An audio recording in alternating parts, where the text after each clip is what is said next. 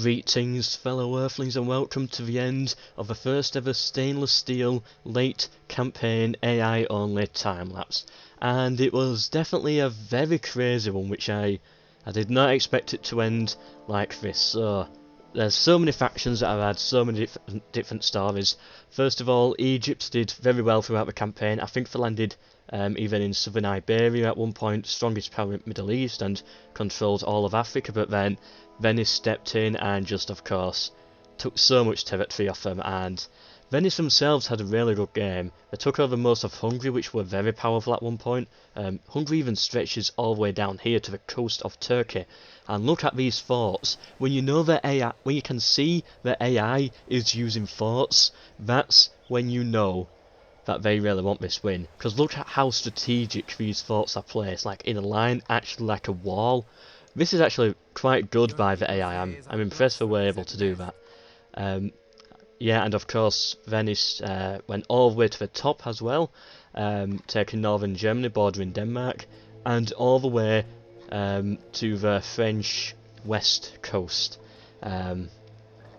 Yeah, so Venice have a very far reach in this campaign, but right at the end, in the final 20 turns, they must have done something to annoy the Papal States, because Papal States just went crazy and started taking lands from them in Italy. They of course took Naples, Ancona, and I think Pisa as well, and yeah, that must have been a big hit for them, because Italy, that was like, that was their strong point, that was their economical rich point. It wasn't on the front line, it was just very good, probably very high trade, close to Venice, and then yeah, the Papal States just went and took it from them in the final 20 turns. France and Scotland, they had an interesting story. Scotland took off course of British Isles, never made it to Ireland, but you know, they kicked the English off. And the French, they were so powerful. They owned modern France, western Germany, parts of northern Iberia, and I think they even went into Italy at one point. But then at some random time in history, I think only in the last 40 turns, so all of this happened right at the end, these crazy land grabs. The Scottish just destroyed them from out of nowhere. They just came in and took almost all of their territory, and then Venice took a few pokes at the French as well, got some land down here. The Spanish and Portuguese did the same. But yeah, the Scottish, almost by themselves, destroyed the French, which was of course very impressive. They're of course still alive, but it was impressive what they managed to do. And we've got Poland alive over here. They had a good campaign, but no exciting stories. And last but certainly not least, the Timurids and the Mongols. Basically both have switched sides. The Mongols at turn 150 or something were at the size the Timurids are at now. And yeah, all we have left is this settlement here, and a few more up north. And the Timurids of course have built a massive empire, which yes does connect to the coast here as well, and we've got Jerusalem as well, so yeah, it's very far reaching and connects up Mediterranean as well. But who has won? So we'll quickly check for diplomacy for those who want to see. There's some vassals there, but doesn't look like anything too serious. Oh, the Scottish actually own the French now as a vassal. That's interesting. Yeah, and of course the winner is decided by the faction which has the most territory.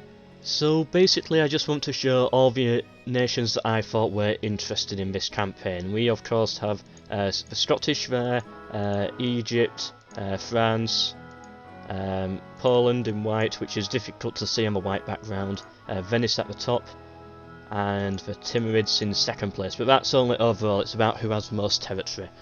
Yes, so these are the ones that I want to see, and you can see the French downfall here, right as Venice took over them and Scotland began their epic rise as well. France just collapsed. Military wise, it's Venice in the lead. Oh, could Venice have actually won this?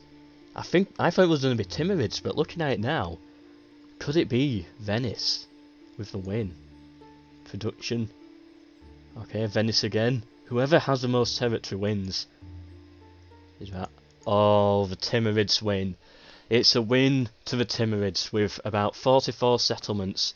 Venice come in second place with about 35 settlements. In third place we have the Scottish with 22 settlements, and drawing, I think in fourth place we have Egypt and Poland, and of course, as you can see, Denmark probably would have taken the 6th place spot, or Portugal, because they did quite well as well, and Hungary as well. Lots of factions did well, but sadly they didn't make it on the list because there's just so many superpowers, and look at this trade here. Anyway, I hope you enjoyed this time lapse, and I definitely hope to see you in the next one. Hope you've enjoyed. Remember, this is the place to be if you want more time lapses and AI only stuff. Yeah, and I hope you enjoy all the future videos. Bye.